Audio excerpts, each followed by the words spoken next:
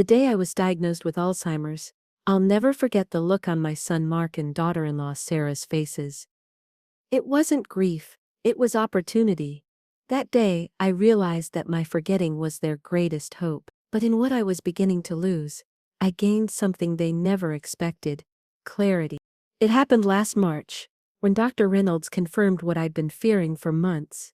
Early stage Alzheimer's, he said, his voice gentle but firm. I sat there in his office, feeling the weight of those words settle over me like a heavy blanket. I'd watched my own mother deteriorate from the same disease, disappearing bit by bit, until there was nothing left of the woman who'd raised me. On the drive home, Mark kept glancing at me in the rearview mirror. "We'll take care of everything, Mom," he said, his voice overly cheerful. "Sarah and I have been talking, and we think it might be best if we handle your finances from now on, just to make things easier for you." I nodded, still processing the diagnosis. But something about his tone made me uneasy. It was too rehearsed, too eager.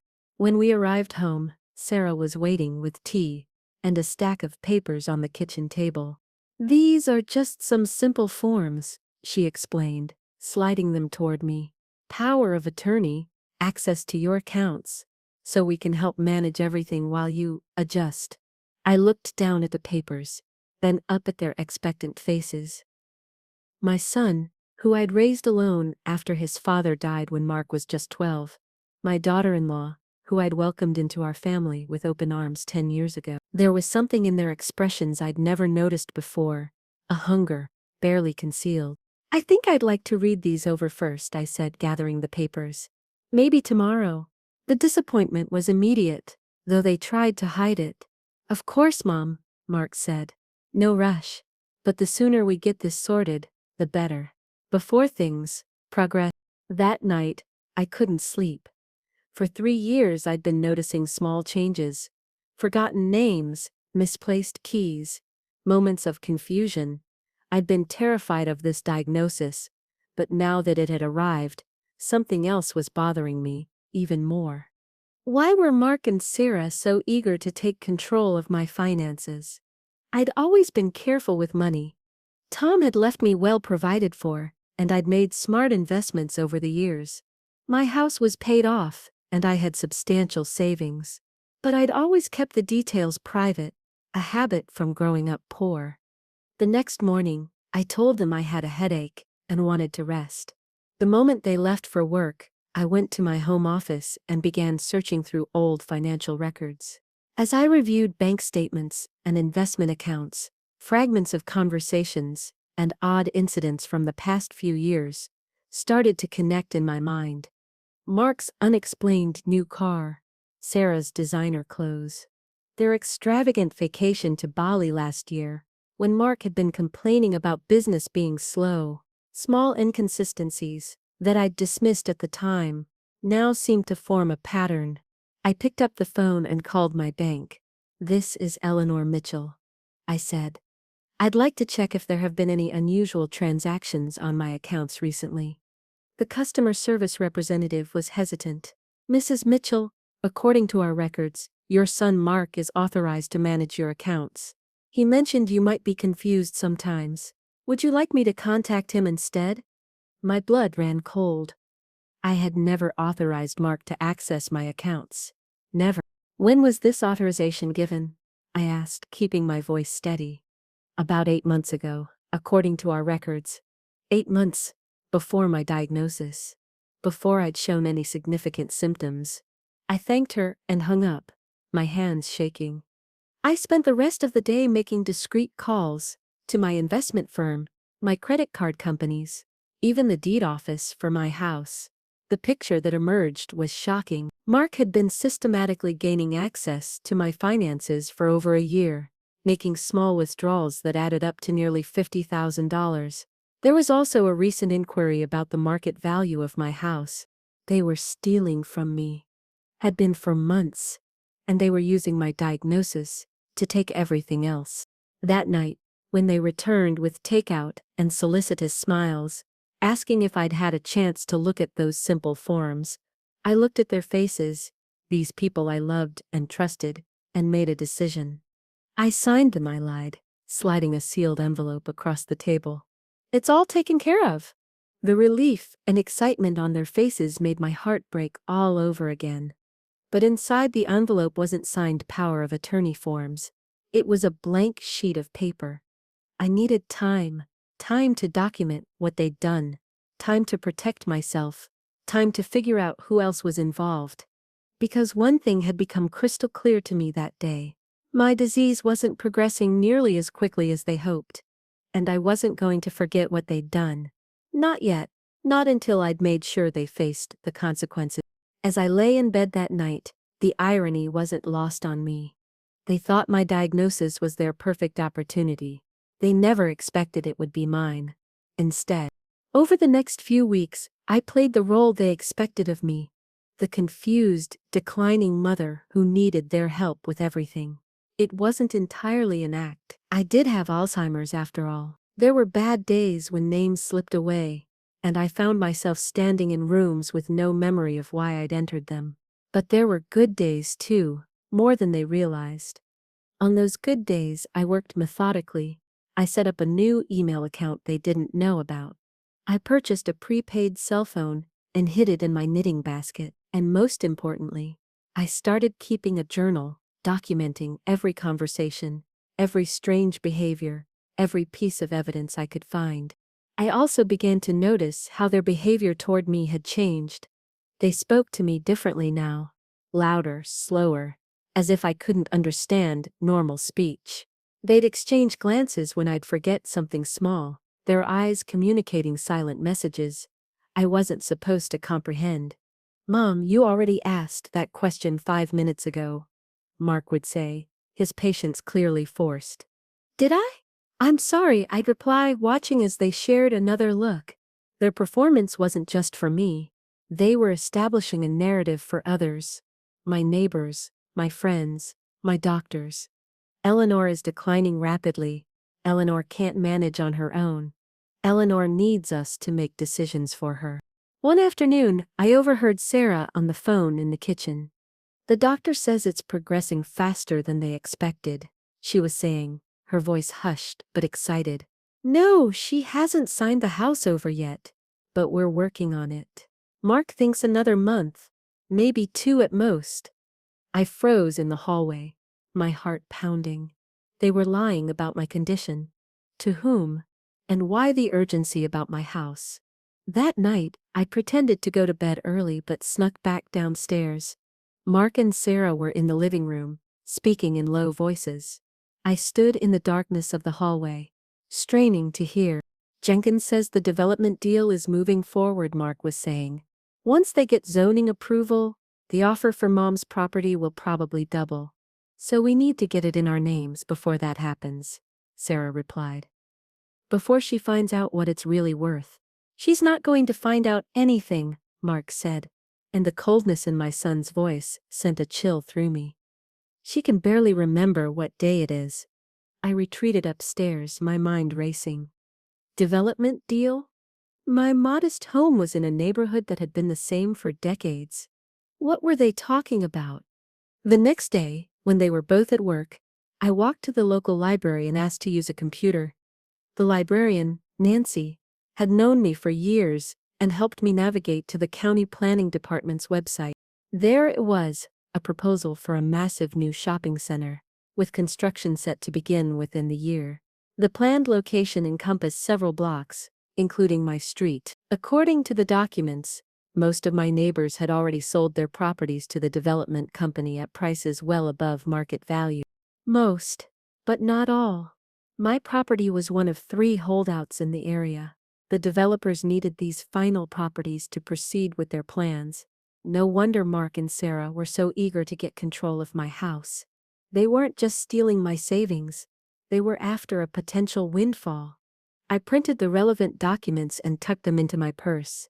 As I was leaving, Nancy touched my arm. "Eleanor, is everything all right?" she asked, her kind eyes concerned. "You seem troubled." I hesitated. Should I tell someone what was happening? But who would believe me over my own son, especially now, with my diagnosis? "I'm fine," I assured her. "Just doing a little research." Back at home, I added the development plans to my growing file of evidence. The more I discovered, the more complicated the picture became. This wasn't just Mark and Sarah acting alone. There were emails suggesting Mark's business partner was involved, and references to meetings with lawyers I'd never heard of. How deep did this go? And more importantly, who could I trust? That evening, as we ate dinner, I decided to test the waters. I ran into Mrs. Peterson at the grocery store today, I said casually, referring to my neighbor across the street. She mentioned something about selling her house to developers. Is something happening in the neighborhood I should know about? The fork in Mark's hand paused halfway to his mouth. He and Sarah exchanged a quick glance. Mrs. Peterson moved to Florida last year, Mom, Sarah said gently. Remember, you're probably confused about who you spoke to. Oh, I said, feigning embarrassment. You're right. How silly of me. Mrs. Peterson had indeed moved to Florida. After selling her house to the developers for nearly twice its market value, they were lying to my face, counting on my diagnosis to make me doubt my own mind. Later that night, I heard them talking in their bedroom, their voices carrying through the thin walls. We need to move faster, Sarah was saying. She's asking questions about the development now. She won't remember by morning, Mark replied. But you're right. I'll call Dr. Reynolds tomorrow. See if he can help speed things along. My own son, plotting with my doctor. I felt sick to my stomach, but beneath the hurt and betrayal, something else was growing. A cold, clear determination. They thought they were dealing with a confused old woman who would quietly fade away. They had no idea who they were really up against. The next morning, Mark announced that he'd scheduled a new appointment with Dr. Reynolds. Just a checkup, Mom, he said, his smile not reaching his eyes. Make sure your medication is working properly. I nodded agreeably, while alarm bells rang in my head. Were they going to try to get me declared incompetent? Or worse, medicated into compliance? I needed to act quickly. After they left for work, I called a cab and went to First National Bank across town, not my usual branch where they might recognize me and alert Mark. I withdrew $5,000 in cash, ignoring the teller's concerned look. I needed resources they couldn't track. Next, I visited a lawyer's office. I'd found in the phone book, as far from our neighborhood as possible. The receptionist looked dubious when I requested an immediate appointment without stating my business, but the cash I was willing to pay changed her mind. Attorney James Wilson was younger than I expected, probably in his early 40s. He listened without interruption as I laid out my situation. The diagnosis, the financial manipulation, the development plans, and my suspicions about my son and daughter-in-law's intentions. When I finished, he was silent for a long moment. I braced myself for disbelief, for the patronizing smile that would tell me he thought I was just a confused old lady. Instead, he said, Mrs. Mitchell, what you're describing is elder abuse and fraud. It's more common than you might think, especially when substantial assets are involved. He leaned forward.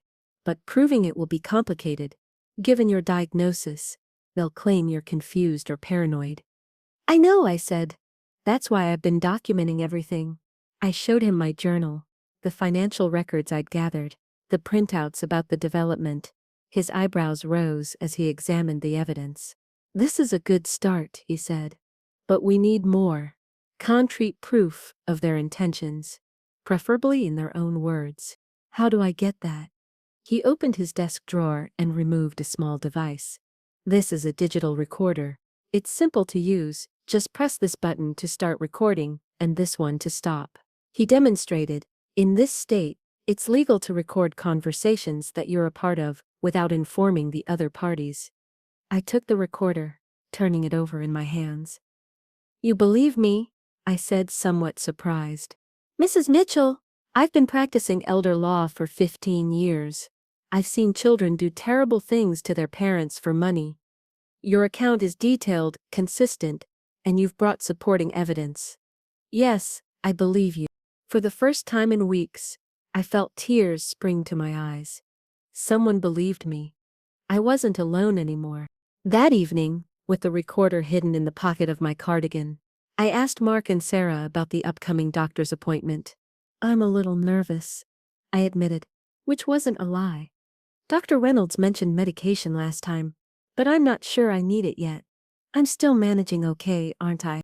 Mark sat beside me on the sofa, patting my hand. "Mom, we've noticed you've been getting more confused lately. Just yesterday you were talking about Mrs. Peterson like she still lived across the street. And last week you put your keys in the refrigerator," Sarah added, her voice laced with exaggerated concern. "We're worried about you."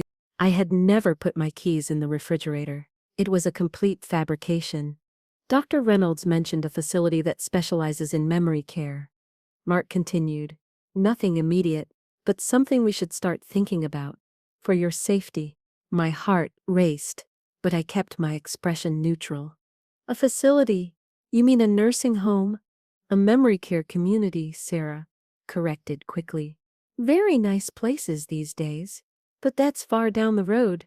For now, let's just see what Dr. Reynolds recommends about adjusting your medication." Later, in the privacy of my room, I played back the recording. Their voices, discussing my declining condition that didn't exist, planning to have me medicated and eventually institutionalized, all for the sake of a real estate deal. My own son. I cried that night, truly mourned for the relationship I thought we had. But in the morning, I woke with renewed resolve. They were moving faster than I'd anticipated. I needed to do the same. Over the next week, I gathered more evidence. I recorded conversations where they discussed their plans when they thought I couldn't hear. I took photos of documents they left in their home office. I even managed to copy emails from Mark's computer when they went out for dinner one evening. Emails that explicitly discussed the development deal and the need to secure Mother's property before the zoning approval went public. I took everything to Attorney Wilson. He reviewed it with growing confidence. "This is compelling evidence," he said. "We have enough to petition the court for an emergency protective order against financial exploitation. We can also alert the district attorney's office about the fraud." "What will happen to Mark and Sarah?" I asked, surprised to find I still cared. "They could face criminal charges. At minimum, they'll be removed as your financial proxies, and any fraudulent transactions will be reversed." He studied my face. Having second thoughts, I thought about the son I'd raised, the boy who'd once had such a strong sense of right and wrong. I thought about all the sacrifices I'd made for him, all the love I'd given him, and I thought about how coldly he'd plotted against me, how he'd used my greatest fear, losing my mind, as a weapon. "No," I said firmly. "No second thoughts. They made their choice. Now they can live with the consequences." The next day was my appointment with Dr. Reynolds. Mark insisted on coming into the examination room with me, despite my protests. "Mrs. Mitchell, how have you been feeling?" Dr. Reynolds asked, glancing between Mark and me. Before I could answer, Mark jumped in. "She's been much worse, doctor. Confusion, paranoia. She accused us of stealing from her last night, and she's been wandering. We found her trying to leave the house at 3 a.m. Another lie. I'd slept through the night. Dr. Reynolds made notes, his expression grave. "These are concerning developments. I think we should adjust her medication and consider a more structured environment." "I'm right here," I said loudly, "and I'm not confused or paranoid." "Mom," Mark said, with exaggerated patience, "you just don't remember the episodes. That's part of the disease." Dr. Reynolds patted my hand condescendingly. "It's very common for patients to resist acknowledging their symptoms. Denial is a natural response." I looked between them, my son and my doctor, conspiring to make me doubt my own mind. In that moment, I made a decision. "Actually," I said calmly, "I've been feeling much better lately. Clear enough to make an important decision." I reached into my purse and pulled out a document. "This is a letter from my new attorney, informing you both that I've filed a report with Adult Protective Services and the District Attorney's Office regarding financial exploitation and medical fraud." The color drained from Mark's face.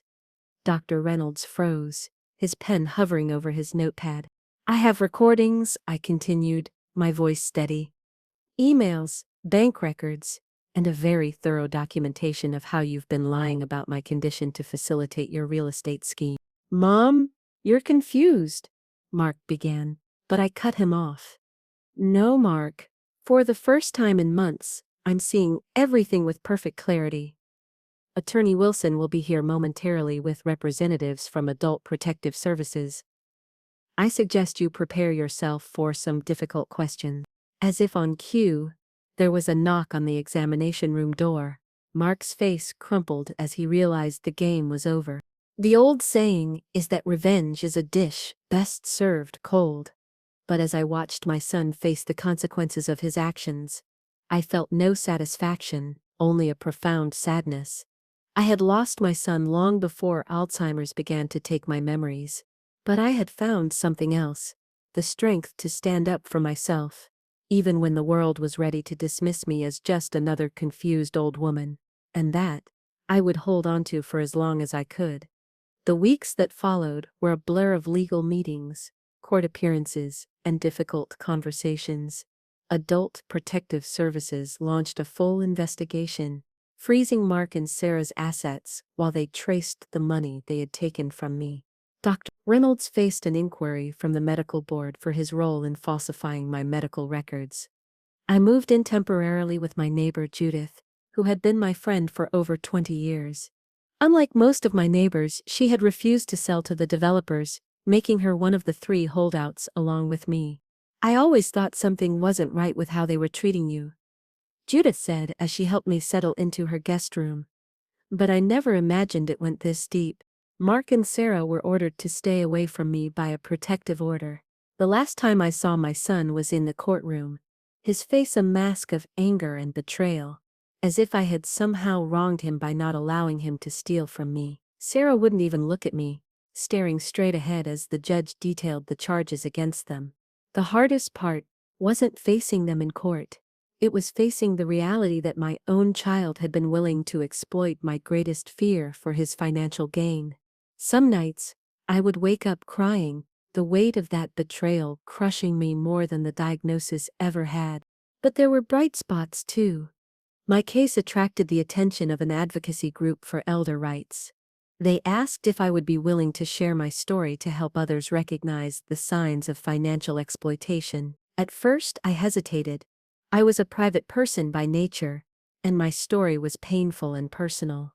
Then I thought about how isolated I had felt, how close I had come to doubting my own mind, because everyone around me was telling me I was confused.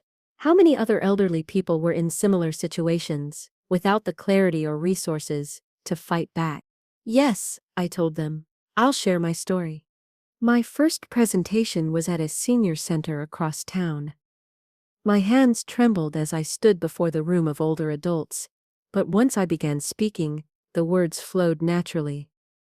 I told them about the early signs I'd missed, the gaslighting, the isolation. I explained how I'd gathered evidence and found allies who believed me. After I finished, a line of people formed to speak with me. Many shared their own experiences with children or caregivers who had taken advantage of them. Others thanked me for giving them tools to protect themselves. I realized that, in my pain, I had found a purpose. Meanwhile, the legal case continued to unfold in unexpected ways. The investigation revealed that Mark's scheme went beyond just my property. He and his business partner had been pressuring several elderly homeowners in the neighborhood, using various forms of manipulation to acquire properties at below-market prices before the development plans became public. Your evidence broke open a much larger case, Attorney Wilson explained during one of our meetings. The district attorney is considering additional charges of conspiracy and real estate fraud. As for my Alzheimer's, it was real, but not progressing as rapidly as Mark and Dr. Reynolds had claimed. My new doctor, a geriatric specialist, recommended by my advocacy group, was honest but hopeful. The early stage can last for years, she told me. With proper medication and cognitive exercises, many patients maintain good function for quite some time. It wasn't a reprieve. Alzheimer's had no cure. But it was time. Time I intended to use well. 4 months after I had confronted Mark in Dr. Reynolds' office, I received an offer from the development company directly. They wanted my property and were willing to pay 3 times its market value. It was a staggering amount, enough to ensure I would have the best care available when my condition eventually worsened. Judith received a similar offer. Over tea in her sunroom, we discussed our options. I never wanted to leave this house, she said, looking around at the home she'd lived in for 40 years. But that kind of money, it changes things. I nodded, understanding completely. We could get nice places near each other, somewhere with good medical facilities nearby. And put some aside for your advocacy work, she added. You're making a real difference, Eleanor. I thought about the seniors I'd spoken to, the letters I'd received thanking me for giving them courage. It had become more than just sharing my story. It was about changing a system that too often silenced and dismissed the elderly. Yes, I agreed. That's important to me now. We accepted the developer's offers the following week. On our terms, with our own lawyers reviewing every detail. No one was taking advantage of us this time. Mark and Sarah ultimately accepted a plea deal. In exchange for returning the money they had taken from me and cooperating with the larger fraud investigation, they received probation rather than jail time. Dr. Reynolds lost his medical license. I didn't attend the final hearing. There was nothing more to say to my son. Perhaps someday, if he showed genuine remorse, we might find a way to rebuild some kind of relationship. But I wasn't counting on it, and I wasn't waiting for it either. Instead, I focused on creating a new life for myself. Judith and I purchased condominiums in the same building in a pleasant community with extensive medical facilities. I established a foundation to provide legal assistance to elderly victims of financial exploitation, and I continued to share my story speaking at senior centers, nursing homes, and even a congressional hearing on elder abuse. One evening, about a year after everything had happened, I sat on my new balcony, watching the sunset. My memory had good days and bad days. Sometimes names escaped me, and occasionally, I found myself momentarily confused about where I was or how I had gotten there. But some memories remained crystal clear. The look on Mark's face when he realized I had outsmarted him, the feeling of standing in that courtroom and being believed. The first time I spoke to a room full of seniors and saw hope replace resignation in their eyes. The doctors couldn't tell me how much longer I would maintain this level of clarity. The disease would progress, that was inevitable. But I had reclaimed my voice, my dignity, and my power to choose how I would spend the time I had left. Mark and Sarah had seen my diagnosis as an opportunity to take everything from me. Instead, it had become my opportunity to find strength I never knew I possessed. In trying to make me forget who I was, they had inadvertently helped me discover who I could be. As the sun sank below the horizon, painting the sky in shades of pink and gold, I smiled. My memories might fade, but my legacy would remain. In the laws I helped change, in the elders I helped empower, and in the lives I touched by refusing to be silenced. They had underestimated me because of my age and my diagnosis. It was the last mistake they would make at my expense. 6 months later, I stood at a podium in Washington, D.C., addressing a Senate committee on aging and elder care. My hands trembled slightly, partly from nerves, partly from the progression of my condition. But my voice remained strong. Senators, I come before you today not just as a victim of elder abuse, but as a witness to a systemic failure that leaves millions of older Americans vulnerable to exploitation, often by those they trust most.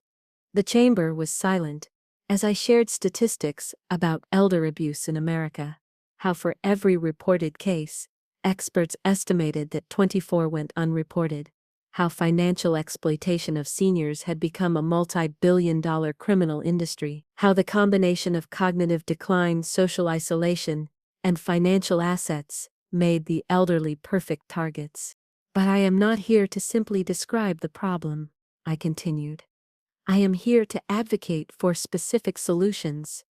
I outlined a proposed bill that would strengthen protections for the elderly, mandatory reporting requirements for financial institutions that spotted suspicious activity, increased penalties for those who exploited seniors, better training for medical professionals to recognize signs of abuse, and funding for legal aid specifically for elder abuse cases. This legislation would be called the Elder Dignity Act, I concluded, because at its heart, this issue is about dignity, the right of every person, regardless of age or cognitive status, to be treated with respect and protected from those who would exploit their vulnerabilities. The questioning that followed was thoughtful and engaged. Several senators shared stories of constituents who had faced similar situations to mine. One even mentioned his own mother's experience with financial exploitation by a caregiver. As the hearing concluded, the committee chairwoman leaned forward. "Mrs. Mitchell, thank you for your powerful testimony today. Your courage in coming forward with your story, especially while managing your own health challenges, is truly inspiring. We will take your recommendations under serious consideration as we craft this legislation." Outside the hearing room, reporters gathered for statements. As cameras flashed and microphones were thrust toward me, I felt a moment of disorientation, one of the symptoms that had been occurring more frequently lately. But my companion Marjorie, a staff attorney from the advocacy organization that had helped me prepare my testimony, stepped in smoothly. "Mrs. Mitchell will take a few questions, but please be brief. She has had a long day." The first question came from a young woman with kind eyes. "Mrs. Mitchell, what would you say to other seniors who might be experiencing exploitation but are afraid to speak up?" I gathered myself, focusing on her face. "I would tell them that they are not alone, and they are not helpless. There are people who will believe them and help them fight back. Don't let anyone convince you that your age or your health condition makes your voice less important or your rights less valid." A middle-aged man raised his hand next. "Your son and daughter-in-law received probation rather than jail time. Do you feel justice was served in your case?" The question stung, bringing back memories I preferred not to dwell on. "Justice comes in many forms," I said carefully. "They lost their standing in the community, their professional reputations, and most importantly, they lost me. The greatest punishment for Mark isn't probation, it's living with the knowledge of what he did to his mother. As for me, I've found that creating positive change from my experience has been more healing than any punishment the courts could have imposed." Back at my hotel that evening, I was exhausted but satisfied. Marjorie had scheduled several more meetings with lawmakers and advocacy groups over the next 2 days. My story was gaining traction, opening doors that had previously been closed to discussions about elder abuse. As I prepared for bed, my phone rang. It was Judith, checking in from home. "You were magnificent," she said. "I watched the live stream, the whole building gathered in the community room to see it." "Was I?" I laughed. I was so nervous, I barely remember what I said. "Well, you had those senators eating out of your hand." Eleanor Mitchell, senior citizen superhero. We chatted for a few more minutes before saying goodnight. As I set my phone down, I noticed a text message from an unfamiliar number. Opening it, I felt my breath catch. "Mom, I saw you on C-SPAN today. You were amazing. I know you probably don't want to hear from me, but I wanted you to know that I'm getting help. What I did was unforgivable. I'm not asking for forgiveness. Just wanted you to know that you're making a difference." "Mark?" I sat heavily on the edge of the bed, emotions washing over me in waves. Anger, hurt, a stubborn flicker of love that refused to be extinguished completely. After several minutes, I deleted the message without responding. Perhaps someday I would be ready to hear his apology. But not yet, not until I was certain it was genuine remorse, not just another manipulation. The next morning brought a flurry of activity. More interviews, meetings with advocacy groups, lunch with a congresswoman who wanted to co-sponsor the Elder Dignity Act.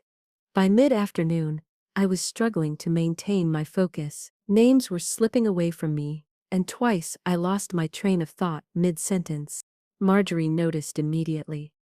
"I think we should cancel the last meeting," she suggested gently. "You've done more than enough today." I wanted to protest, but knew she was right. This was the reality of my condition. Good days and bad days, moments of clarity followed by fog. Learning to recognize my limits was part of maintaining my independence for as long as possible. Back in my hotel room, I rested while Marjorie rescheduled our remaining appointments.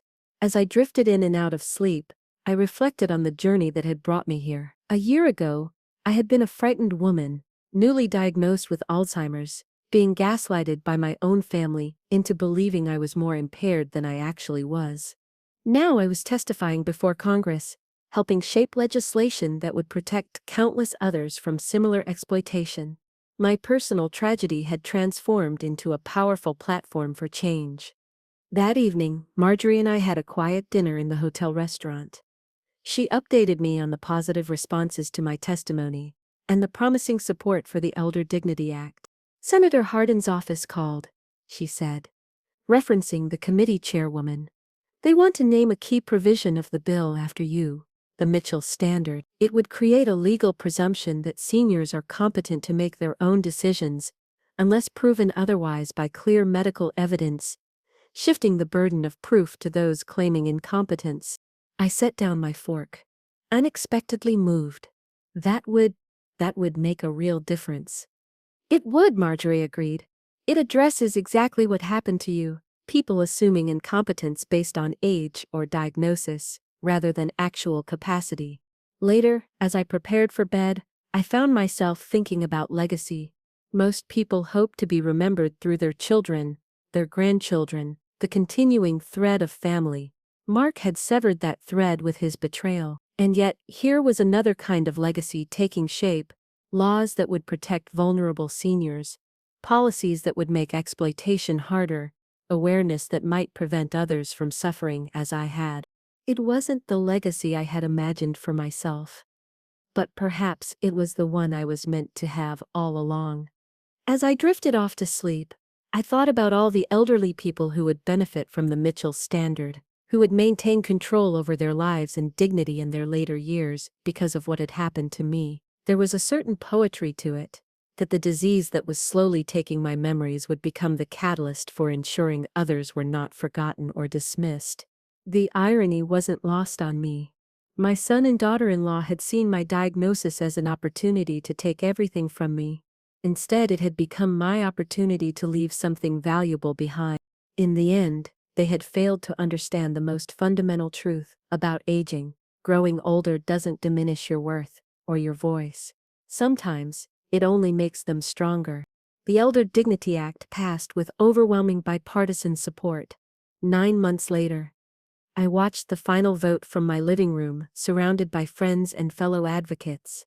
When the tally was announced, cheers erupted around me. Judith squeezed my hand, tears in her eyes. "You did it, Eleanor," she said. "You really did it." But we both knew it wasn't just me.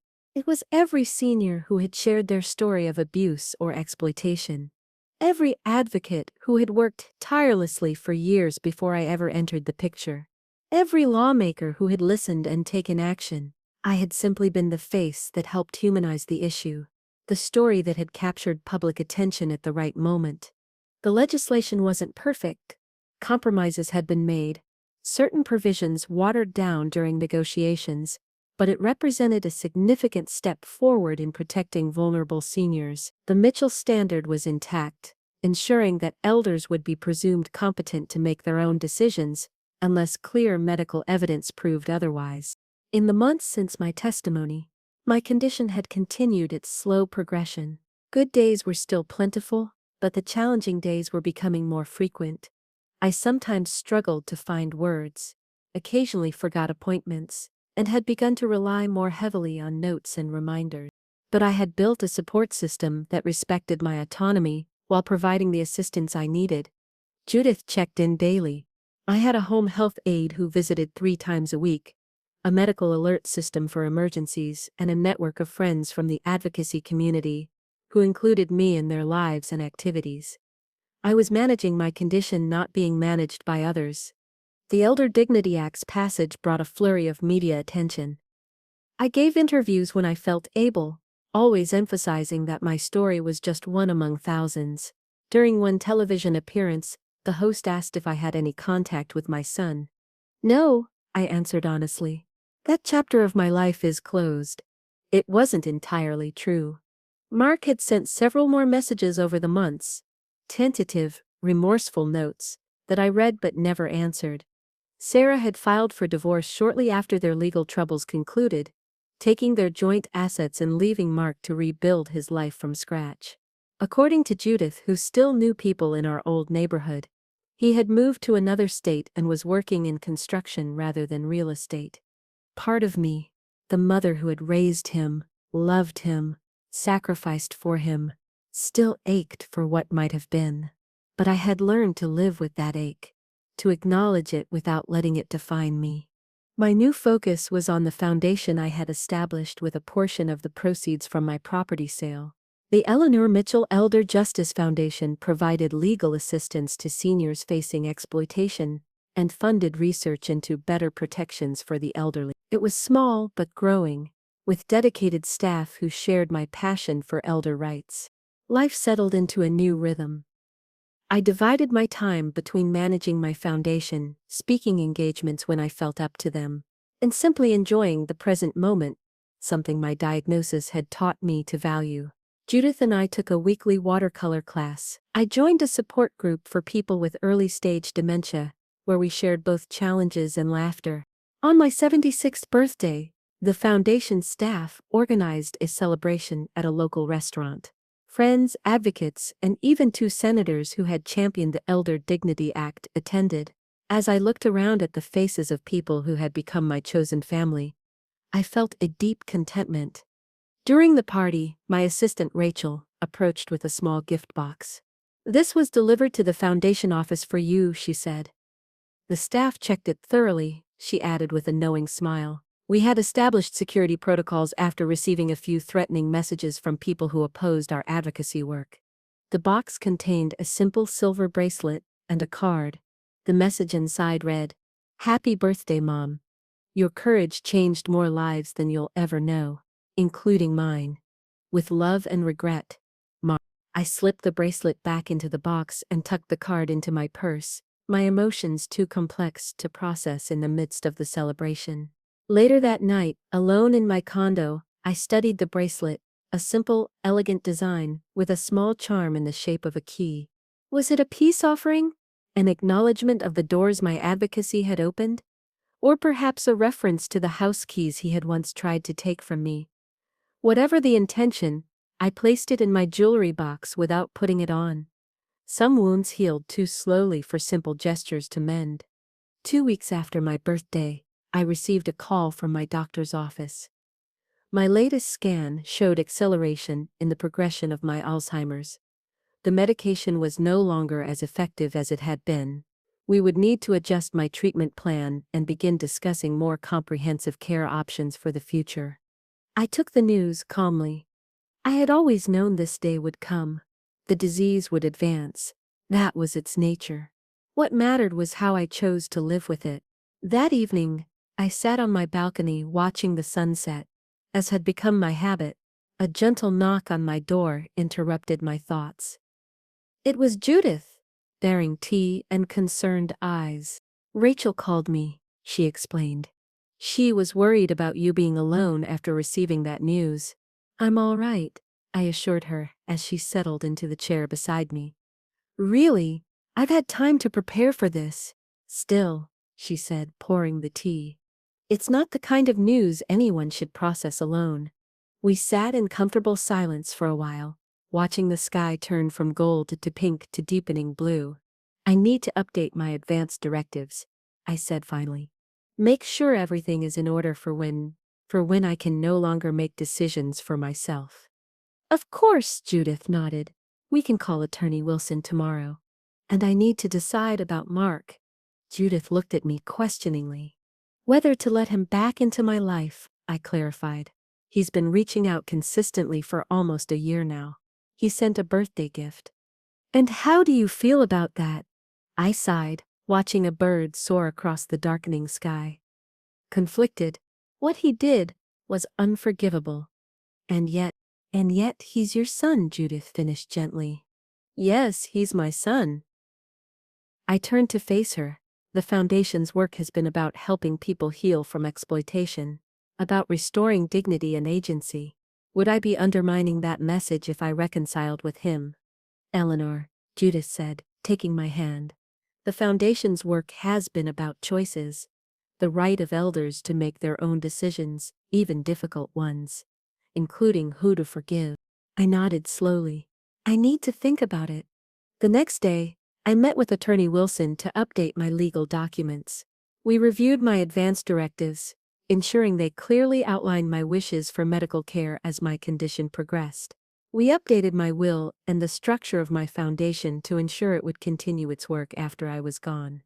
As we concluded our business, I hesitated, then asked the question that had been on my mind.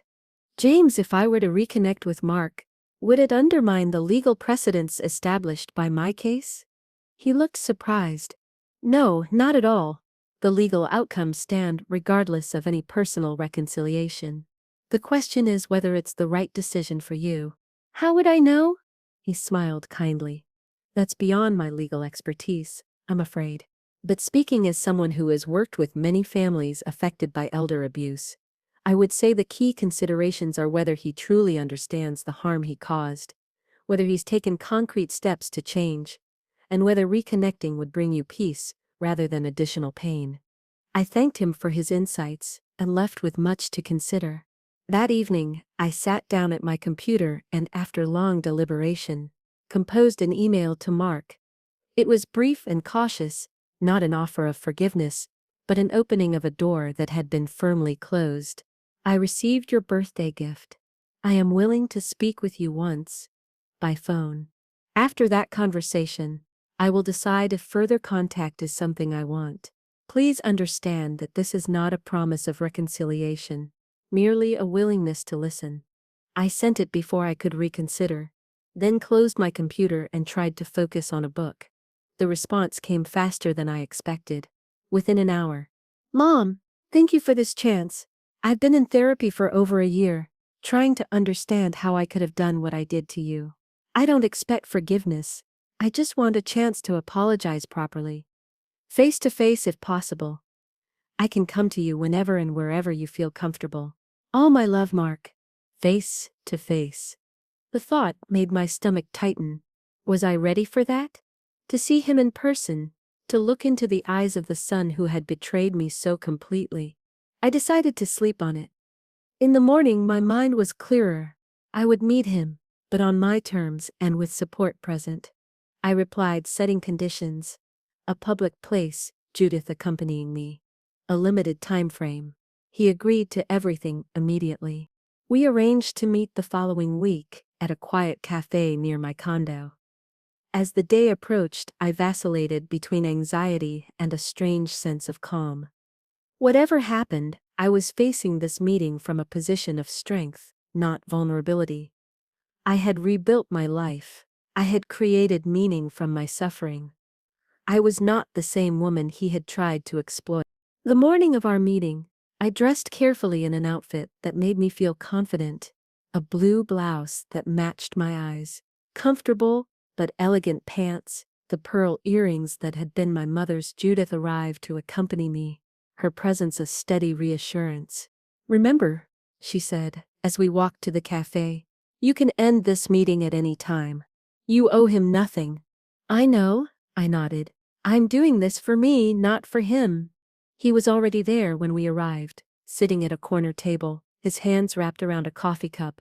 He looked older, thinner, his face lined with what appeared to be genuine distress when he saw me. He started to stand, then hesitated, unsure of the protocol for this unprecedented reunion. I approached the table. Judith closed behind me. Hello, Mark. Mom, he said, his voice cracking slightly. Thank you for coming. I introduced Judith, and we sat down. An awkward silence fell, broken only when a server came to take our order. I requested tea. Judith did the same. Mark didn't order anything else, his coffee untouched before him. You look well, he ventured finally. I am well, I replied. My condition is progressing, but I have excellent care and support.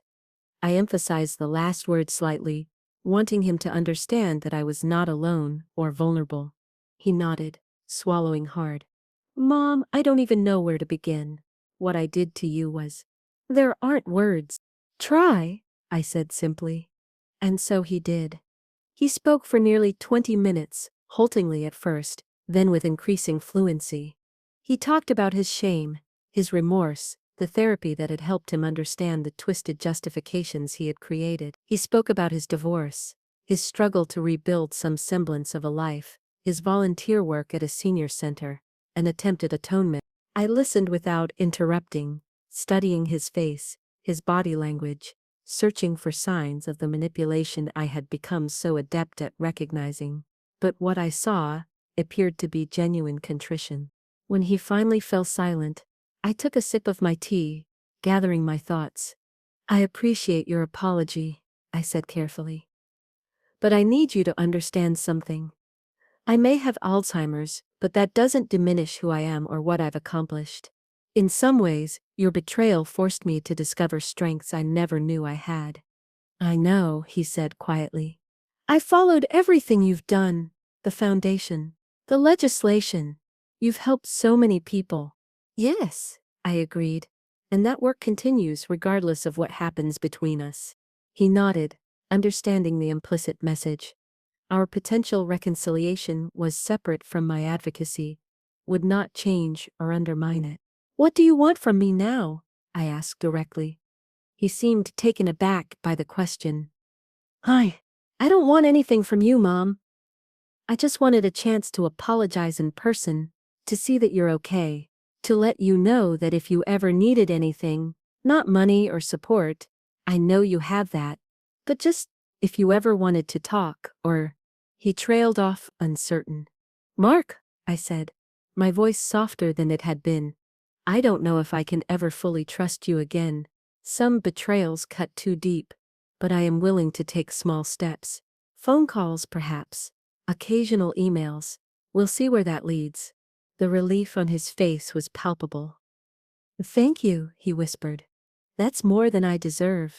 Yes, I agreed, it is. But forgiveness, when it's earned and authentic, isn't about what people deserve. It's about choosing to release the burden of anger, to make space for something else. As we prepared to leave, he handed me a small envelope. This isn't a gift or a manipulation, he said quickly. Just information I thought you should have. Inside was a document, a certificate showing he had established a scholarship in my name, at the local community college, specifically for older students returning to education. It was already funded for the next 10 years. I wanted to honor your courage, he explained, to create something positive that would outlast us both. I folded the certificate carefully and returned it to the envelope, touched despite my reservations. Thank you. That's thoughtful. We parted without embracing. We weren't ready for that, but with a tentative plan to speak by phone in 2 weeks. As Judith and I walked back to my condo, she asked how I was feeling. Oddly peaceful, I replied after considering the question. I don't know if anything will come of this. I don't know if the damage can ever be fully repaired, but I feel like I've closed a circle somehow. That night, as I prepared for bed, I caught a glimpse of myself in the mirror. The face looking back at me was lined with age, framed by silver hair, marked by the experiences of a life fully lived. But the eyes, they were clear and steady, the eyes of a woman who had faced betrayal and illness without surrendering her essential self. Alzheimer's would continue its inexorable progression. There would be more difficult days ahead, more adaptations required, eventually more care needed.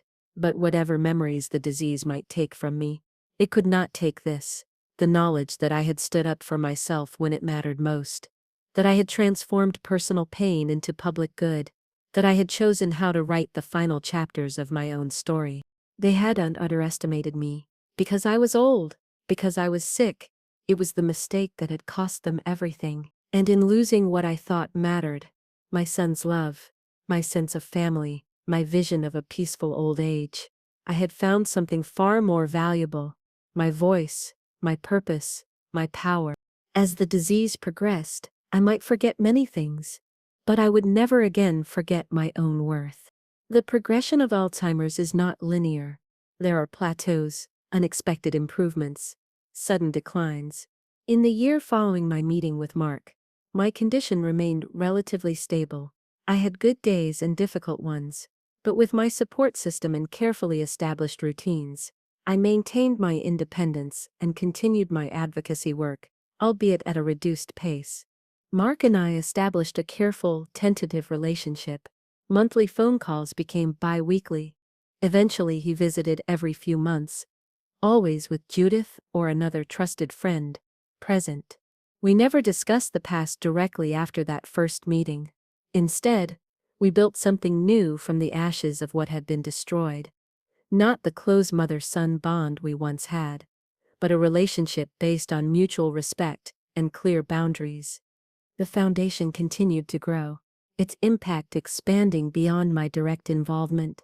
We hired an executive director, a passionate advocate for elder rights named Sofia Garcia, who brought fresh energy and ideas. I transitioned to an advisory role, focusing on the aspects of the work that gave me the most joy, speaking with seniors about their rights, mentoring young advocates, and providing strategic direction. On the second anniversary of the Elder Dignity Act's passage, I was invited to Washington for a reception celebrating its impact. The data was encouraging. Reports of elder exploitation had increased significantly, not because incidents had risen, but because more cases were being identified and addressed. Financial institutions had flagged suspicious transactions that protected millions in seniors' assets. Adult protective services departments across the country reported better outcomes due to increased funding and training. I attended with Judith and Sophia, feeling a deep sense of accomplishment as I listened to speakers detail the law's effects. During the reception, a tall, distinguished man approached me, Senator James Hardin, the chairman of the Aging Committee, who had shepherded the legislation through Congress. "Mrs. Mitchell," he said warmly, taking my hand. "I've been hoping to speak with you. My mother was recently diagnosed with Alzheimer's." "I'm sorry to hear that," I replied sincerely. "Actually, your story has been a source of comfort and guidance for our family," he continued.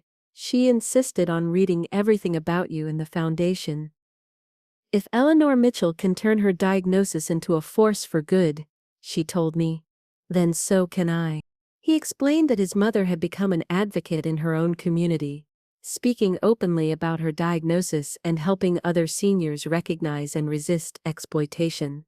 "She wanted me to thank you," he said, "for showing her that a diagnosis doesn't have to mean the end of purpose." As I flew home the next day, I reflected on the ripple effects of my story. How one person standing up against exploitation had inspired others to do the same, creating a growing wave of change. It wasn't just about the legislation or the foundation. It was about changing perceptions of aging and illness, about challenging the assumption that vulnerability meant powerlessness. 3 months after the Washington reception, I experienced a significant decline.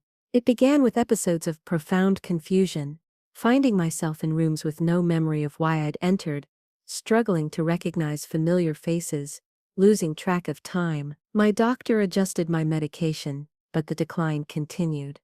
Judith, ever vigilant, noticed immediately and increased her visits. My home health aide began coming daily rather than 3 times a week. We implemented the contingency plans we had thoughtfully prepared: medication management systems, simplified routines, visual cues around my condo. But the most difficult moment came during a foundation board meeting, when I completely lost my train of thought mid-presentation. I stood at the podium, the familiar faces of my colleagues suddenly strange to me, the words on my notes meaningless symbols. Panic rose in my chest as seconds ticked by in silence. Then Sophia was beside me, her hand gently on my elbow. "Eleanor was just explaining our new legal assistance program," she said smoothly, continuing the presentation while guiding me to a seat. Later, in the privacy of my office, I broke down. "It's happening," I whispered, tears streaming down my face. "Everything I feared." Sophia sat with me, allowing me the dignity of my grief without empty reassurances. When I had composed myself, she spoke quietly. Eleanor, do you remember what you told me when you hired me? You said that the Foundation's work wasn't just about fighting exploitation. It was about changing how society views aging and illness, about showing that dignity and agency aren't diminished by Alzheimer's or any other condition. I nodded, recalling the conversation. Well, she continued, now is when those principles really matter. How we adapt to your changing needs. How we continue to honor your voice and vision even as your ability to express them changes. That's the real test of everything we've built. She was right, of course. I had always known this day would come. The question wasn't whether my condition would progress. It was how I would face that progression, and how those around me would respond to it. In the weeks that followed, we made adjustments. I stepped down as the Foundation's board chair, but remained an emeritus member. My public appearances became less frequent and more structured, with support always close at hand. We developed new protocols for my good days and difficult ones, flexible enough to accommodate the unpredictable nature of my condition. Mark called more frequently during this time, clearly concerned. During one call when I was having a particularly good day, I decided to address something that had been on my mind. Mark, I said, I want to talk about what happens when I can no longer make decisions for myself. There was a pause on the line. Mom, you've made all the legal arrangements. The advance directives, the care plan. Everything is in place. I know, I said. But I'm not talking about legal documents. I'm talking about you. Me? Yes. I've been thinking about forgiveness, real forgiveness, not just the polite détente we've established. And I've realized something. Holding on to anger and resentment requires energy and clarity. As my condition progresses, I'll have less of both to spare. Mom, you don't owe me forgiveness, he said quietly. This isn't about what I owe you, I replied. It's about what I choose to let go of, while I still can choose. The truth is, I'm going to need you in the days ahead. Not financially, those protections remain firmly in place, but as family, as someone who shares my history, who can remind me of who I am when I begin to forget. The conversation that followed was one of the most honest we'd had since his betrayal. We talked about expectations, boundaries, what role he might play as my condition advanced. I was clear that Judith and my care team would remain my primary support system, but that I was opening the door for him to be part of that system, under their watchful eyes. It wasn't complete reconciliation. The trust that had been broken could never be fully restored. But it was a conscious choice to focus on the future rather than the past, to prioritize the support I would need over the hurt I had experienced. As my abilities changed, my foundation work evolved. I could no longer write speeches or give extended interviews, but I could still share my story in brief, powerful moments.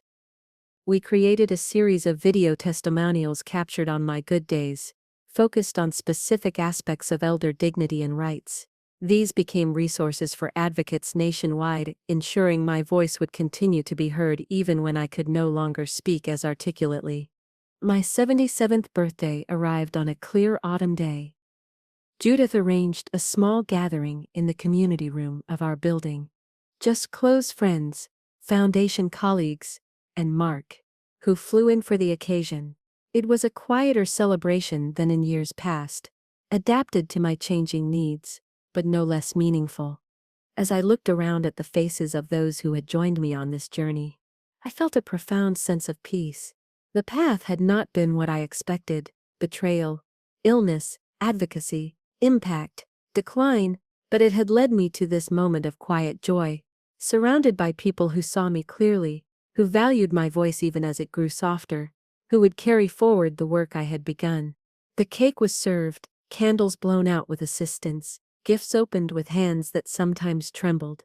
Mark had brought a photo album he'd assembled, images from my childhood, my years raising him, and more recent pictures of my advocacy work. A visual reminder of a life fully lived, a legacy secured.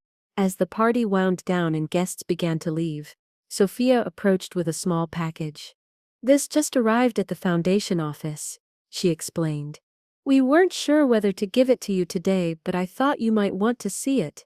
Inside was a book, the first comprehensive analysis of the Elder Dignity Act's impact, published by a prestigious university press. I was featured prominently on the cover, speaking at the Senate hearing that had helped secure the legislation's passage. The inscription read, "To Eleanor Mitchell, whose courage transformed personal tragedy into national change. Your legacy continues." I traced my finger over the image, remembering that day, the nervousness and determination I had felt, the senators leaning forward to catch my words, the realization that my story was opening minds and hearts to a hidden epidemic of exploitation. "Thank you," I said to Sophia, knowing the words were inadequate for all she had done to extend and protect my work. Later, as Judith helped me prepare for bed, I found myself thinking about legacy. For so long, I had defined it through family, the values I passed to Mark, the memories we shared, the continuity of blood and love through generations. When his betrayal shattered that vision, I had found a different kind of legacy. The laws changed, the lives improved, the perceptions shifted through my advocacy. But now, facing the advancement of my disease, I understood that legacy wasn't just what you left behind. It was also how you lived each day. How you faced challenges with dignity, how you adapted to loss without surrendering to despair. My memory would continue to fade. There would be days when I wouldn't recognize loved ones, when the accomplishments I was most proud of would be foreign to me, when the woman who had testified before Congress and changed laws would seem like a stranger. But even then, especially then, how I was treated, how my humanity was honored despite my limitations, would be the most important legacy of all. It would be the living embodiment of everything I had fought for, the proof that dignity wasn't dependent on capacity or clarity. As I drifted toward sleep, I found comfort in knowing that the Foundation's work would continue, that the Mitchell Standard would protect other vulnerable seniors, that my story would inspire others to speak out and stand firm against exploitation. But my greatest comfort was simpler. The knowledge that whatever I forgot, I would not be forgotten. Whatever I lost, the essence of who I was would be preserved in the lives I had touched and the changes I had helped create. The diagnosis that Mark and Sarah had seen as my greatest vulnerability had become my greatest strength. In trying to make me doubt my own mind, they had inadvertently helped me find my most powerful voice. And in that voice, clear or faltering, strong or whispered, was a message that would outlast my memories. Age does not diminish worth. Illness does not erase dignity. And those who underestimate the elderly do so at their own peril. Winter gave way to spring, and with the changing seasons came further changes in my condition. The moments of confusion became more frequent, the periods of clarity more precious. Simple tasks that had once been automatic now required concentration and effort. Names slipped away from me, returning at unexpected moments like birds alighting briefly before taking flight again. My care team expanded to include around-the-clock assistance. I moved from my condo to a memory care facility that specialized in maintaining dignity and independence for residents with dementia. The transition was difficult, leaving the space I had made my own, adjusting to new routines and faces. But it was a decision I had made during a period of clarity, knowing this day would come. My room was filled with carefully selected mementos, photographs labeled with names and relationships, artwork from the Foundation's campaigns, awards and recognition for my advocacy work. These objects became anchors when my memory drifted, tangible reminders of who I was and what I had accomplished. The Foundation established a regular presence at the facility. Sophia visited weekly, updating me on ongoing projects and seeking my input on days when I was able to engage. Other staff members came for activities with all residents, implementing programs we had developed to enhance dignity and engagement for seniors with cognitive impairments. Mark visited monthly, our relationship continuing its careful healing. During one visit, when I was having a particularly good day, he brought up something unexpected. "Mom, I've been thinking about going back to school," he said as we sat in the facility's garden, spring flowers blooming around us. "School?" I repeated, surprised. He nodded. Social work with a focus on gerontology. I want to I want to help prevent what I almost did to you. I want to work with families facing dementia diagnoses, help them navigate it with integrity instead of exploitation. I studied his face, searching for any hint of manipulation or insincerity. But all I saw was genuine purpose, perhaps even a form of atonement. That would be good, Mark, I said finally. You understand the temptation, the justifications people make. You could reach people in a way others might not be able to. He seemed relieved by my response. I wasn't sure how you'd feel about it. I didn't want you to think I was trying to co-opt your work or use your story for my own benefit. The story is ours now, I said, surprising myself with the sentiment. What matters is how it's used. If you can help other families avoid our mistakes, that's what matters. As the disease progressed, my awareness of its progression became intermittent. There were days when I recognized the gaps in my memory, the confusion, the struggle to find words. There were other days when I lived entirely in the moment, untroubled by awareness of what I had lost. On one particularly lucid day, about 18 months after moving to the facility, I asked Judith to help me record a final video message for the foundation. My speech was slower than it once had been, my thoughts sometimes wandering, but the essence of what I wanted to say remained clear. When I was first diagnosed with Alzheimer's, I began, looking directly into the camera. I feared losing myself, my memories, my independence, my voice. What I didn't understand then was that identity isn't just what we remember, it's the impact we have on others, the values we embody, the changes we help create. I paused, gathering my thoughts, before continuing. The Mitchell Standard ensures that seniors are presumed competent, unless proven otherwise. But true dignity goes beyond legal presumptions. It's about how we treat people when they are at their most vulnerable, how we honor their humanity even when their abilities change. I smiled at Judith behind the camera, drawing strength from her presence. I may not remember all the details of my advocacy work as this disease progresses. There may come a day when I don't recognize the awards on my wall, or understand the impact of the legislation that bears my name.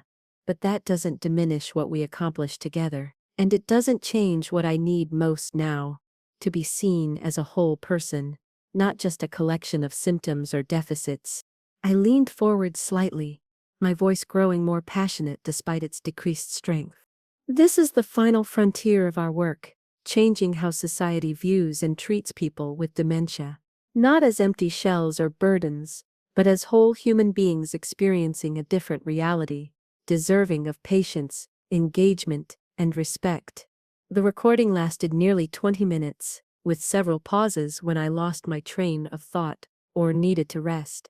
Judith edited it skillfully, preserving the natural rhythm of my speech while creating a coherent message. The final video became a centerpiece of the Foundation's training programs for caregivers and healthcare providers, a powerful testament to the continuing humanity of those with cognitive impairment. 2 years after moving to the memory care facility, I celebrated my 80th birthday. The party was adapted to my needs.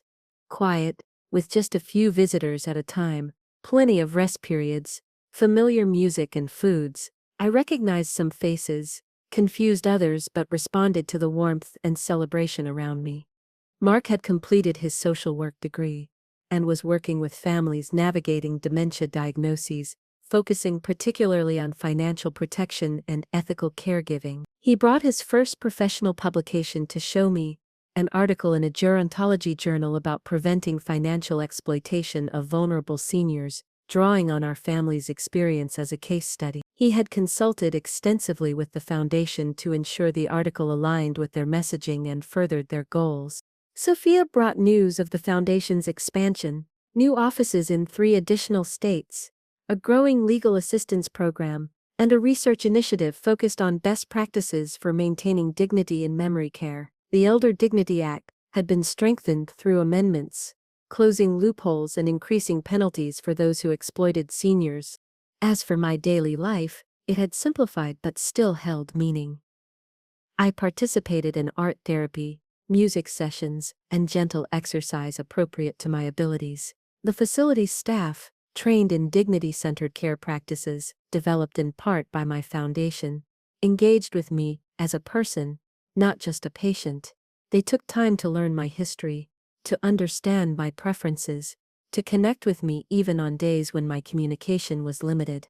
There were still difficult moments, frustration when words wouldn't come, fear when surroundings suddenly seemed unfamiliar, grief during periods of clarity, when I understood what was happening. But there was also joy, in music that stirred deep memories, in the warmth of human touch, in small moments of connection that transcended cognitive limitations. One autumn day, about 3 years after entering the facility, I was sitting in the garden with Judith when a young woman approached.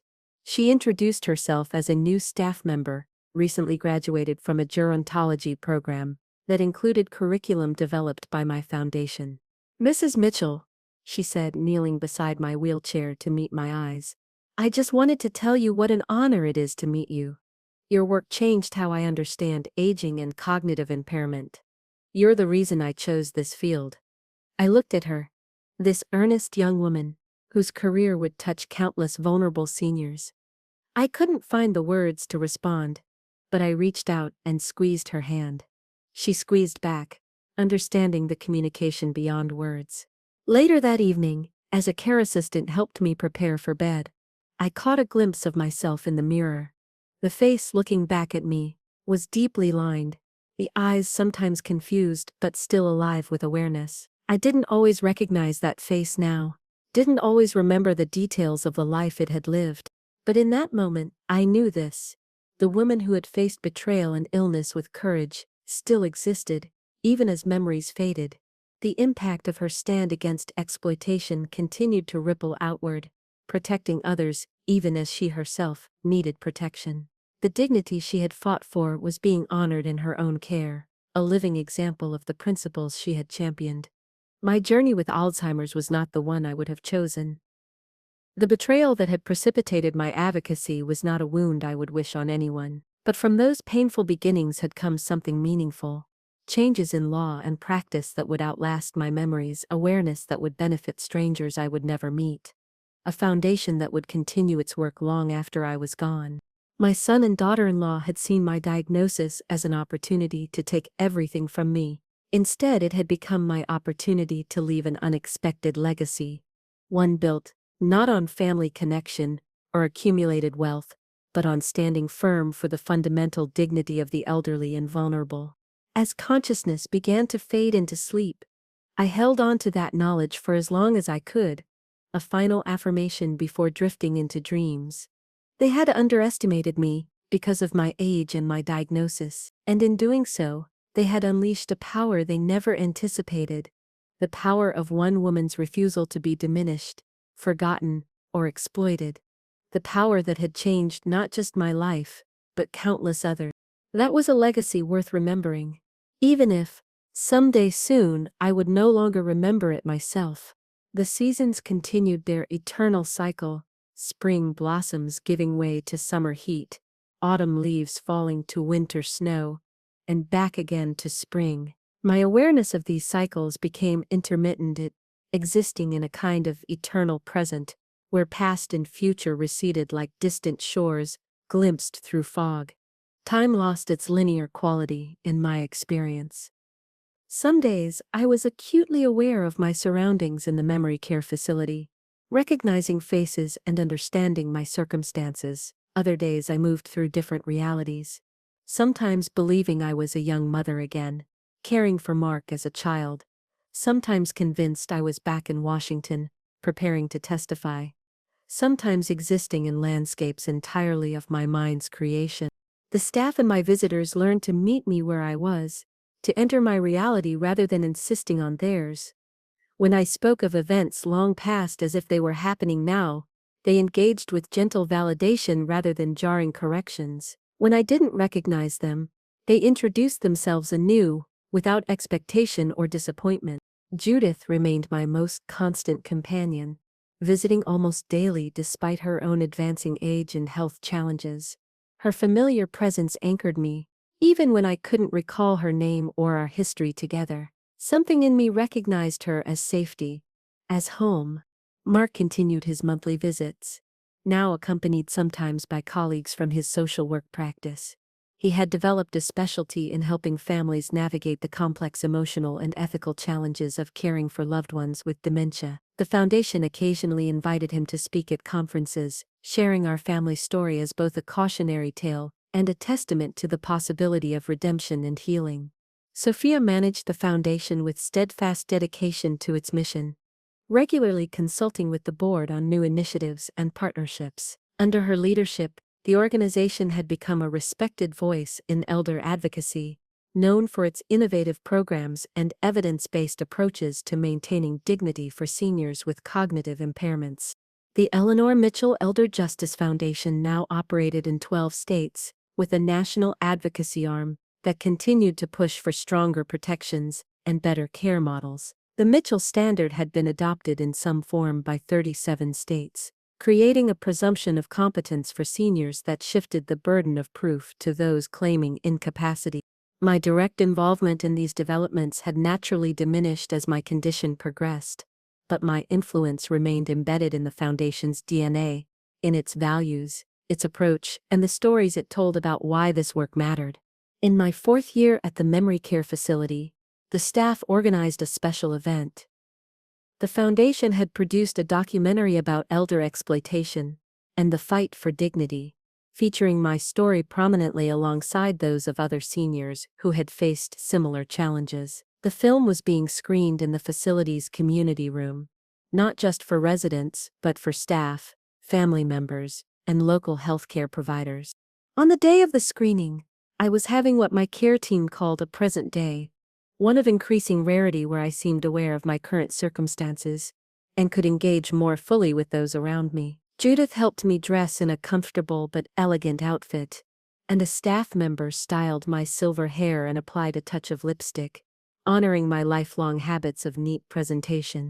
The community room was transformed for the occasion, arranged like a small theater with comfortable seating, adjustable lighting, and excellent sound quality, adaptations for the sensory needs of residents with dementia. I was positioned near the front, where I could see clearly, with Judith beside me and space for my wheelchair. As people filed in, many stopped to greet me, some introducing themselves, others familiar faces I sometimes recognized. Mark arrived with his colleague, Dr. Chen, who specialized in the neuropsychology of aging. Sophia came with several foundation staff members, all wearing pins with the organization's logo, a key symbolizing the unlocking of dignity and protection for vulnerable seniors. Before the screening began, Sophia addressed the gathering. Today we're honored to share this documentary that features the remarkable story of Eleanor Mitchell, whose courage and advocacy changed how our nation approaches elder dignity and protection. She gestured toward me, and there was warm applause. I smiled, responding to the positive energy even as I struggled to fully comprehend the context. Eleanor's journey from victim to champion reminds us that vulnerability and strength are not opposites, but companions on the human journey. Her legacy continues, not just in legislation or foundation programs, but in how we care for each other when we are at our most vulnerable. The lights dimmed, and the documentary began. I watched with intermittent comprehension, sometimes recognizing myself on the screen, sometimes experiencing the story as if it were about someone else entirely. There I was, testifying before Congress. There I was, receiving an award from an aging advocacy organization. There I was, speaking at conferences and senior centers. The film included interviews with senators who had championed the Elder Dignity Act, professionals who had adopted the Mitchell Standard in their practices, and seniors who had been protected from exploitation because of the systems now in place. Most moving were the interviews with staff from my current facility, speaking about how the Foundation's dignity-centered care model had transformed their approach to residents with dementia. We see each person as an individual with a rich history and ongoing humanity. One nurse explained, "Miss Mitchell taught us that dignity isn't dependent on cognitive capacity, it's inherent and undiminished by illness or age." When the lights came up after the screening, there was sustained applause. I clapped along, caught up in the communal emotion, even as the details of what we had just watched began to slip away from me. Sophia approached, kneeling beside my chair. "Eleanor," she said gently, "you've changed so many lives for the better. I want you to know that your work continues, your vision guides us, and your impact grows every day." I looked at her, this woman whose name I couldn't quite recall but whose sincerity I could feel. "Thank you," I said, the words coming with effort but genuine feeling. That's good." The gathering transitioned to a small reception with refreshments, suitable for residents with varying abilities. I tired quickly, the stimulation and social interaction draining my limited energy reserves. Judith noticed immediately and signaled to a staff member that I needed to return to my room. As they prepared to wheel me out, Mark approached. He knelt beside my chair, taking my hand. "Mom," he said, his voice thick with emotion, "I'm so proud of you, so grateful for you. I hope you know that." I looked at him, this middle-aged man, whose face sometimes merged in my mind with memories of a small boy riding a bicycle, a teenager heading to prom, a young man in a graduation cap. "You good son," I said, the words coming from some deep place of emotional truth, even as the complete context of our complicated history eluded me. His eyes filled with tears. "I'm trying to be," he said quietly. Back in my room, as Judith helped settle me for a rest, I experienced one of those increasingly rare moments of complete clarity, a parting of the cognitive fog that allowed me to fully understand my circumstances, to connect past and present, to grasp the arc of my journey.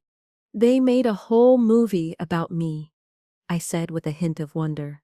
Judith smiled, recognizing the lucidity in my eyes. "Yes, they did. About everything you accomplished. All the people you've helped. It started with such a terrible thing," I mused. "Mark and Sarah trying to take advantage of my diagnosis. But look what came from it. All those laws changed. All those people protected." "Your greatest triumph," Judith agreed, sitting beside me on the bed. "No," I said thoughtfully. "My greatest triumph is right here." I gestured around the room, at the dignified care I received, the respectful treatment that honored my humanity even as my abilities changed. This is what we were fighting for all along. To be seen as people, not just patients. To be valued for who we are, not just what we can remember or do. Judith took my hand, her eyes glistening. "You haven't lost yourself, Eleanor. Not the parts that matter most." "I know," I said simply. "They thought my diagnosis meant I was disappearing. But I'm still here.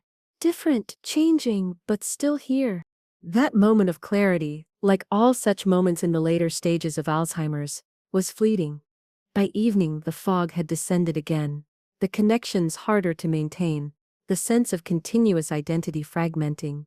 But something of that understanding remained, not as articulated thought but as emotional knowing, a bedrock sense of being valued and respected, that persisted even when the specific reasons why could no longer be recalled. My 5th year in the facility brought physical decline alongside the cognitive changes. Pneumonia hospitalized me twice. Walking became increasingly difficult, then impossible.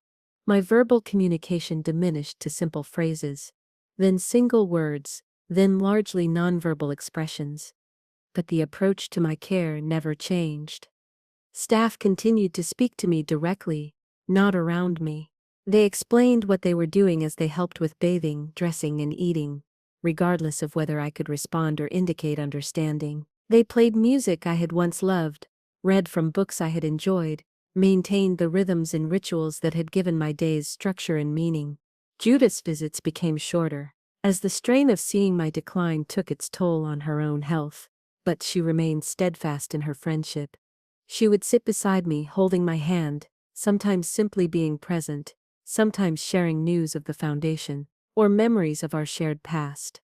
Mark visited with the same regularity, sometimes bringing photographs or familiar objects that might spark a moment of recognition. On one visit he brought a digital recording device, and after explaining what he was doing, recorded my breathing patterns, my occasional vocalizations, the ambient sounds of my room. Later he explained to the staff that he was collaborating with researchers, studying communication with late-stage dementia patients, exploring whether familiar voice patterns and sounds could provide comfort and connection.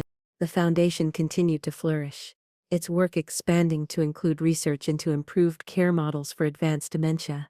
Sophia and her team worked with leading neurologists and elder care specialists to develop programs that preserve dignity and enhanced quality of life, even for those with the most profound cognitive impairments. My room became a kind of living laboratory for these approaches, not in an experimental or exploitative way, but as a showcase for how the principles I had championed could be applied in practice.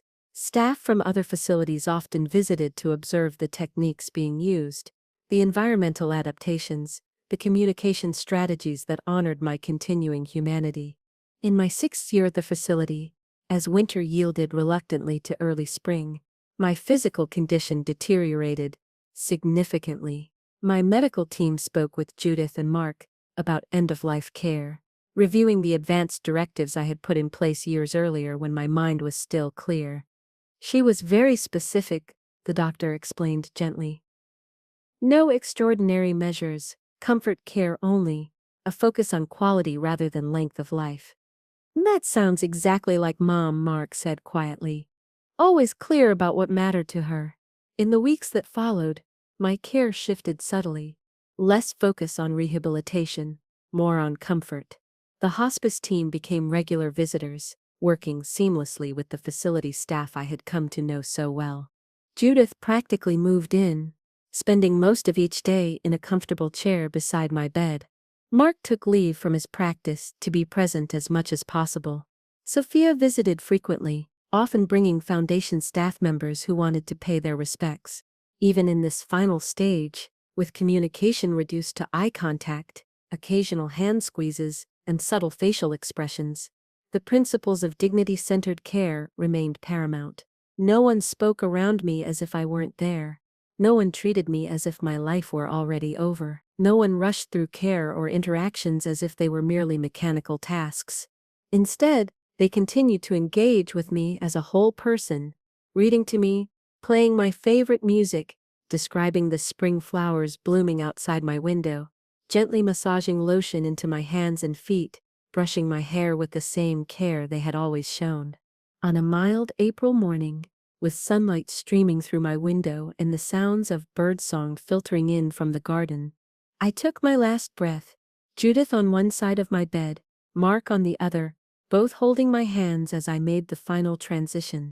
The memorial service, held 2 weeks later in the facility's garden, was attended by an overflow crowd: family, friends, foundation staff, advocates, lawmakers, caregivers, and many seniors who had benefited from the protections and dignity-centered approaches my work had helped establish. Sophia spoke eloquently about my legacy. The laws changed, the practices transformed, the countless elders protected from exploitation and treated with enhanced dignity because of my advocacy. Mark shared personal reflections, acknowledging both the painful history we had shared and the healing that had eventually come, however imperfectly. But perhaps the most meaningful tribute came from Dr. Ramirez, the medical director of the memory care facility. She spoke not of legislation or foundation programs, but of the day-to-day reality of my final years. Eleanor Mitchell taught us that dignity is not diminished by cognitive decline, she said, looking out at the assembled mourners.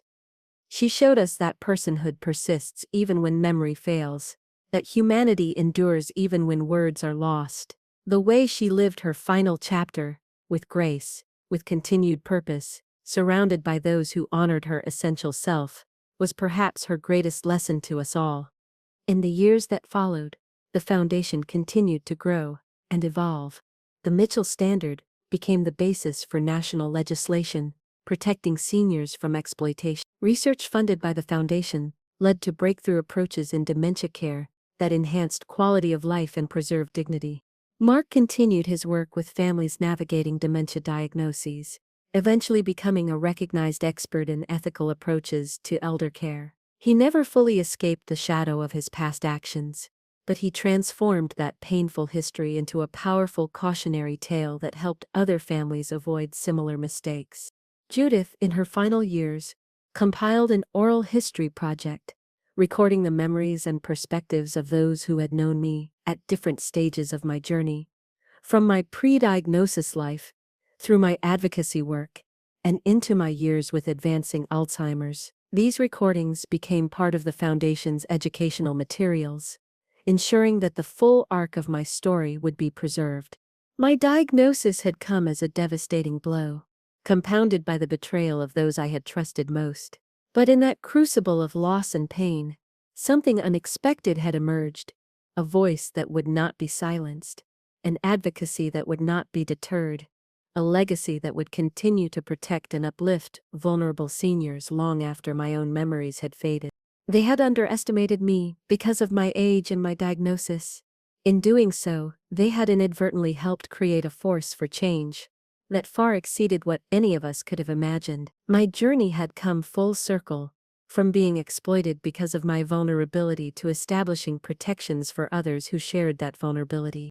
In the end, Alzheimer's had taken my memories, but it could not take my impact. It had changed how I experienced the world, but not how the world experienced me, as a woman of courage, conviction, and enduring dignity, whose greatest strength emerged precisely when others thought she was at her weakest. That was the final lesson of my story, the message that continued to resonate through the Foundation's work, through improved care practices, through strengthened legal protections. Dignity is not dependent on capacity. Worth is not measured by ability, and those who underestimate the elderly do so at their own peril. The legacy of Eleanor Mitchell continued to evolve long after her passing, rippling outward in ever-widening circles of influence and impact. 10 years after her death, the foundation that bore her name had become the nation's leading voice for elder dignity and protection, with offices in all 50 states and partnerships with international organizations addressing similar issues around the globe. The Mitchell Standard had been incorporated into federal legislation, creating a uniform approach to presuming competence for seniors across the country. Financial institutions had adopted comprehensive protocols for identifying and preventing exploitation of elderly clients. Healthcare systems had transformed their approaches to patients with cognitive impairments, emphasizing personhood and dignity alongside medical treatment.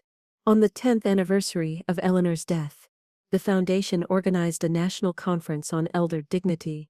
Hundreds of advocates, researchers, healthcare providers, and policymakers gathered to reflect on progress made and challenges still ahead. The keynote address was delivered by Dr. Mark Mitchell, now a respected authority on ethical approaches to dementia care. 10 years ago today, my mother completed her journey with Alzheimer's, he began, looking out at the assembled crowd. But the true measure of her life isn't found in how it ended, but in what continues because of how she lived. He spoke candidly about their family's history, his attempted exploitation of her diagnosis, her courage in standing against it, and the unexpected redemption that had emerged from that painful chapter. My mother's greatest gift to me wasn't forgiveness, he said, his voice steady despite the emotion behind his words. It was the opportunity to be part of something larger than myself, to contribute to a legacy that transforms how we value and protect our most vulnerable citizens. Following his address, the Foundation unveiled a new initiative, the Eleanor Mitchell Dignity in Dementia Centers, a nationwide network of model care facilities implementing the best practices developed through Foundation-funded research. These centers would serve not just as exemplary care environments, but also as training sites for healthcare providers seeking to implement dignity-centered approaches in their own facilities. The first of these centers was established in the very facility where Eleanor had spent her final years. A plaque in the entryway featured her photograph and a quote from her final recorded message. True dignity goes beyond legal presumptions. It's about how we treat people when they are at their most vulnerable, how we honor their humanity even when their abilities change. Sofia Garcia, who had led the foundation through its expansion after Eleanor's advocacy phase, was now preparing for retirement. At the conference, she announced her successor, a younger advocate, who had been inspired by Eleanor's story. as a law student, and had dedicated her career to elder justice. Eleanor Mitchell showed us that vulnerability and strength are not opposites, but companions on the human journey, Sophia said in her introduction. Her legacy reminds us that our work is not just about changing laws or policies, but about changing hearts and minds, about helping society recognize the inherent dignity and value of our elders, regardless of their cognitive or physical condition. As the conference concluded, attendees were invited to visit an interactive exhibition chronicling Eleanor's journey from victim to advocate to legacy. The exhibition included photographs, video clips, legislative milestones, and personal artifacts shared by those who had known her. But perhaps most powerful was the final room, which recreated the experience of advanced dementia through immersive technology, helping visitors understand the world from the perspective of those living with the condition. This experiential component had been Mark's suggestion, drawing on his years of work, helping families understand and connect with loved ones in the later stages of cognitive decline. My mother wanted people to understand that the person is still there, he explained to visitors, still deserving of dignity and engagement, even when communication becomes challenging. As the exhibition traveled to cities across the country in the years that followed, thousands of people gained new insight into both the challenges of dementia and the importance of maintaining dignity throughout the progression of the disease. Healthcare providers reported changed perspectives on their patients. Family caregivers found new ways to connect with loved ones. Policymakers gained deeper understanding of why protective legislation mattered. But Eleanor's legacy extended beyond formal programs and policies. It lived in countless individual interactions, in the bank teller who recognized potential exploitation and intervened, in the doctor who spoke directly to the patient with dementia rather than around them, in the family members who learned to honor their elderly loved ones' autonomy while providing needed support. It lived in the changed culture of senior care, where residents were no longer treated as passive recipients of services, but as individuals with continuing agency and dignity. It lived in the language used to discuss aging and cognitive decline, which had shifted from deficit-focused terminology to more balanced, person-centered expressions. 20 years after Eleanor's passing, a journalist researching a book on transformative social movements interviewed Mark about his mother's impact.